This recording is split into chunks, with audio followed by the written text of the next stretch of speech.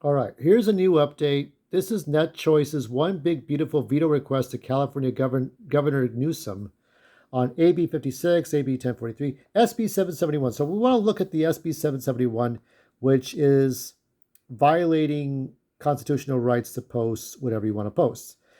Now, as somebody told me a long time ago, they're private companies, they can do what they want. Yeah, but I'm telling you, as far as bullying, as far as harassing, death threats, breaking NDAs, breaking classified information, you cannot do that on social platforms. If you're criticizing the governor for stupid shit, that should not be a $500,000 fine or $1 million. So let's take a look at this. Let's open it up really quick. AB 1064 SB7. I'm going to talk about Tilly Norwood probably tomorrow. So many people talk about Tilly Norwood and AI. But let's get to this is page 3. SB 771, liability for lawful speech. SB 771 is facially absurd. It is such a clear and obvious violation of the First Amendment that it is difficult and upsetting to imagine how it cleared both chambers of the California legislature. Nevertheless, it did.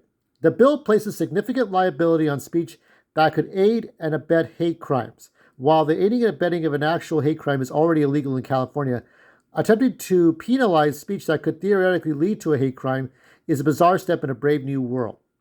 Relaying hateful content, celebrating illegal activity, and other quote unquote lawful but awful instances of expression are fully protected under the law. There are people who joke around with each other. If you know the person, you joke around with them, that's fine.